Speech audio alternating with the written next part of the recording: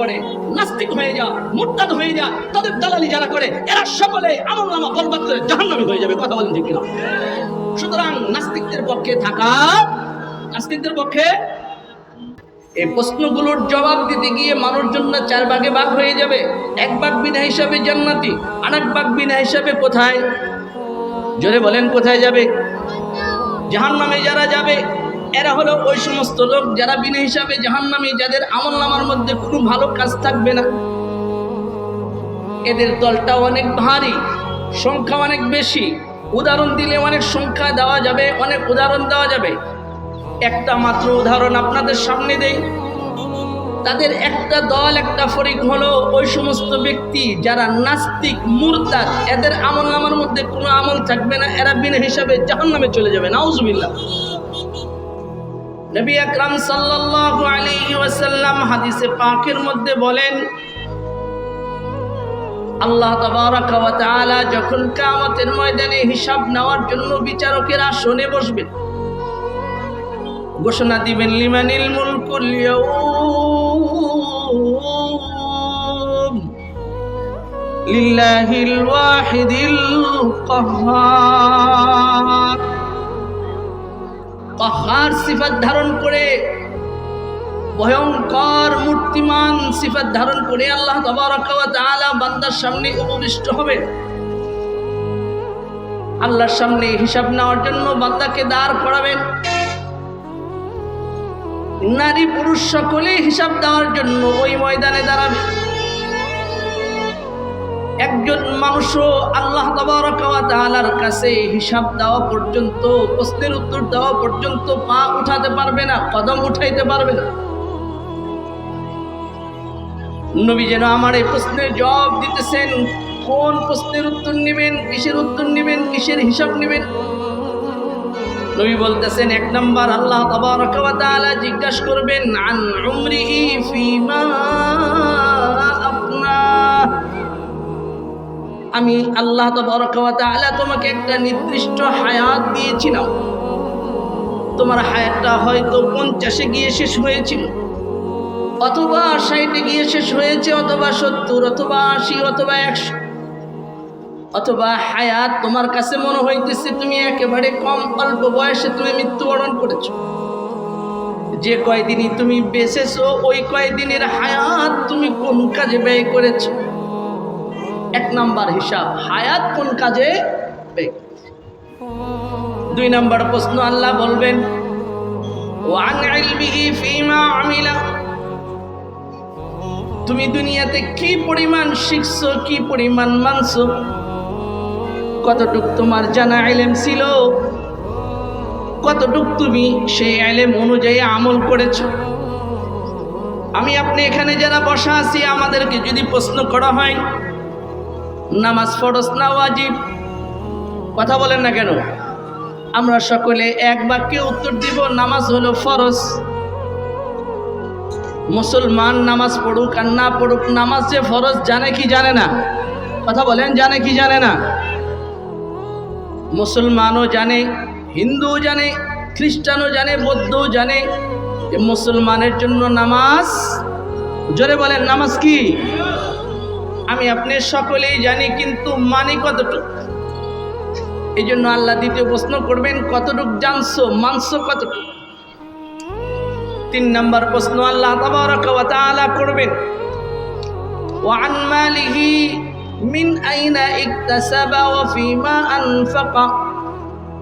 তোমার গোটা হায়াতের জিন্দেগিতে অনেক মাল তুমি কামাইছো, তুমি লাখপতি ছিলে, কোটিপতি ছিলে, তোমার ব্যাংক ব্যালেন্সের হিসাব তোমার কাছে ছিল না। তোমার খেয়াল ছিল পৃথিবীর সবচেয়ে বড় ধনী ব্যক্তি তুমি হবে, হয়েছো, তোমার দেশের ধনী হয়েছো, বিশ্বের প্রধানতম ধনী তুমি হয়েছো, 10 জনের 1 জন হয়েছো। এলাকার লোকজন তোমাকে মালওয়ালা, ধনাঢ্য ব্যক্তি হিসাবে আখ্যায়িত করেছে। তুমি এই মালটা কোন পথে কামাই করেছো, আর এই মালটা তুমি কোন পথে ব্যয় করেছো? প্রশ্ন সোজা, মাল কোন পথে কামাই করেছো, কোন পথে ব্যয় করেছো? হালাল পথে ইনকাম করেছো না হারাম পথে ইনকাম করেছো, বৈধ পন্থায় এনেছো না অবৈধ পন্থায় এনেছো, ব্যয়টা তুমি হালাল জায়গায় করেছো না হারাম জায়গায় করেছো, আল্লাহর দেখানো রাস্তায় করেছি না শয়তানের দেখানো রাস্তায় করেছি, প্রশ্ন কে করবেন? জোরে বলেন, কে করবেন? আল্লাহ প্রশ্ন করবেন, মাল কেমনে আনছো? গাজীর মিলে আগুন দিয়ে আনছো না হাজির মিলে আগুন দিয়ে আনছো? অনেকে বেজার হয়ে গেছে, হুজুরে কি খোঁচাটা দিল রে। আরে ভাই, এটা আমার এলাকা, তো একটু খোঁচা আমি দেওয়ার অধিকার রাখি তো, কি বলেন? মাল কেমনে আনছো? গাজীর মিলে আগুন দিয়ে আনছো না হাজির মিলে আগুন দিয়ে আনছো? পকেট কেটে আনছো না ধোকা দিয়ে আনছো না কলমের খোঁচায় না ফাইল ঠেকাইয়া কিভাবে আনছো? হিসাব কিন্তু আল্লাহ জিজ্ঞেস করবে। আল্লাহ আবার জিজ্ঞেস করবেন, এই মাল যে আনছিলা হারাম পথে আনছো না সোজা পথে আনছো? আবার ব্যয়টা কোন পথে করছো? ব্যয়টা কোন পথে করছো? আমার নবীর তরিকায় ব্যয় করছো, আমার হুকুমে ব্যয় করছো, আমার রাস্তায় ব্যয় করছো না তোমার মন মতো ব্যয় করছো? আমার আপনার অবস্থা হলো, গানের মজমায় চাঁদা দেওয়ার মানুষের অভাব পড়ে না। দিনের রাস্তায় চাঁদা চাইতে গেলে মোল্লা চাঁদাবাজ হয়ে যায়, কথা বলেন ঠিক কিনা? আমার দেশের যুবকরা যখন ফুটবলের টুর্নামেন্ট সারে অনুষ্ঠান করবে, গান বাজাবে এলাকার নেতা থেকে নিয়ে এমনকি মসজিদের ইমামকে পর্যন্ত গানের মজমায়, ওই যে খেলার টুর্নামেন্ট সারছে কাপ দিবে ওই মজমায় আমন্ত্রণ করে, চিঠি দেয় যে হুজুর আপনিও শরীক হয়ে। নাউজুবিল্লাহ মিন যালিক। ওরা চাঁদা উঠাইতে গেলে সেখানে কোনো কথা হয় না। এই আরাফাত তারতিলুল কোরআন সহ এই ধরনের মাদ্রাসা ওয়ালারা মাহফিল, রমজানে, কোরবানিতে চিঠি দিতে গেলে, টাকা চাইতে গেলে বলে হুজুরদের খায় কাম নাই, চান্দা উঠাই দিয়ে আসছে, মানুষের বাড়ির থেকে উঠায় আর নিজের পেট ভরে। নাউজুবিল্লাহ মিন যালিক। ভাইরা আমার, বন্ধুরা আমার, দিনের ঠিকাদারি হুজুররা নেয় নাই, কিন্তু ওয়ারাসাতুল আম্বিয়া হিসাবে এই দায়িত্বটা তাদের কাঁধে চলে এসেছে। যার কারণে মাদ্রাসা চালাইতে গিয়া, বোর্ডিং চালাইতে গিয়া, দিনের কাজে সহযোগিতার জন্য আমাকে আপনাকে ভিড়াবার জন্য একটু চিঠি নিয়ে আমার আপনার দরবারে ধারে ধারে যায়। নচেত আপনি যদি রিক্সা চালাইতে পারেন, আমি আব্দুল্লাহ কি রিক্সা চালাইতে পারি না? কি বলেন, পারি কি পারি না?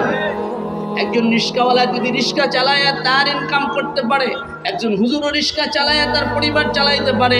রিক্সা চালাইতে হবে না মিয়া সব, রিক্সা চালাইতে হবে না। এতটুকু শিক্ষা আমি পেয়েছি যে শিক্ষার দ্বারা দুনিয়ায় অনেক বড় বড় চাকরি করে আমি আমার সংসার চালাইতে পারবো ইনশাআল্লাহ।